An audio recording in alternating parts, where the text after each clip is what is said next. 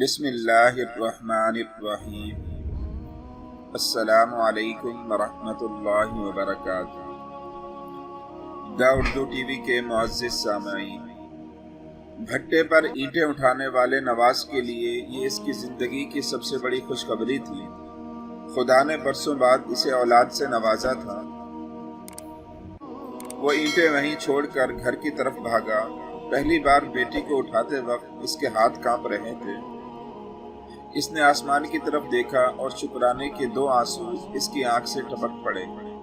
اچانک ایک خیال کے تحت اس نے اپنی جیب ٹٹولی تو ایک بوسیدہ سا 500 کا نوٹ نکلا۔ بھاگم بھاگ وہ حلوائی کی دکان پر گیا، مٹھائی خریدی اور محلے میں بانٹی۔ گاؤں کے لوگ حیران تھے کہ نواز بیٹی ہونے پر مٹھائی تقسیم کر رہا تھا، مگر نواز بس ایک ہی بات کیے جاتا، یہ بیٹی میرے لیے اس کی رحمت ہے اور بیٹوں سے بھی بڑھ کر ہے۔ وقت گزرتا گیا۔ کچھ مہینوں بعد نواز کی بیٹی شدید بیمار ہو گئی۔ ڈاکٹروں، حکیموں، پیروں سے علاج کرایا، مگر کوئی افاقہ نہ ہوا۔ آخر ہسپتال کے ڈاکٹر نے کہا کہ اس کو بڑے شہر لے جاؤ، یہاں اس کا علاج ممکن نہیں۔ ڈاکٹر صاحب کچھ کرو، میں غریب مزدور کہاں سے لاؤں اتنے پیسے؟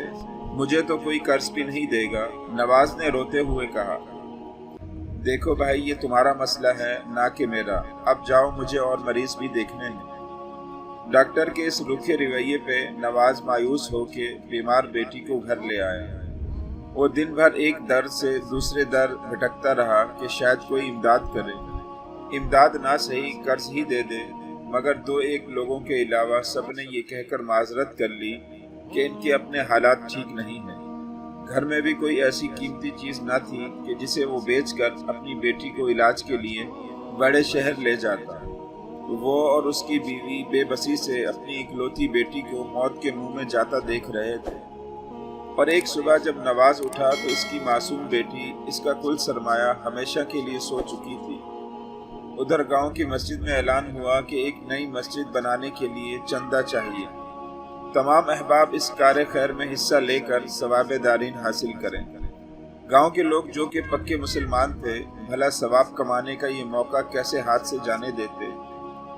جوک در جوک مسجد پہنچنے لگے، چندہ دینے لگے۔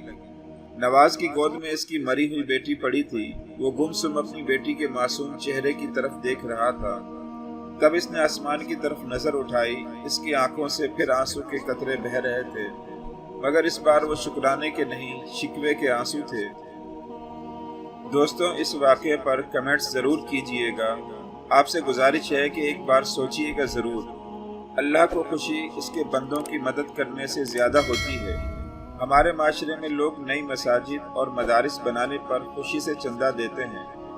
درباروں پر چادریں چڑھانا اور پیسے دینا بھی بہترین عمل سمجھا جاتا ہے۔ جعلی پیروں فقیروں کو نذرانے پیش کرنے میں بھی سب سے آگے ہوتے ہیں، مگر کبھی یہ نہیں سوچا کہ ہمارے ارد گرد کتنے بے گھر، لاچار، بے بس، یتیم، مسکین، بیوائے مگر خوددار لوگ موجود ہیں۔ یہ جو پیسہ ہم بار بار یہاں خرچ کرتے ہیں، اس سے اگر ان لوگوں کی مدد کی جائے تو میں نہیں سمجھتا اس سے بڑھ کر کوئی نیکی کا عمل ہوگا۔ دعا ہے کہ اللہ رب العزت ہمیں مجبور، غریب اور بے بس لوگوں کی مدد کرنے کی توفیق نصیب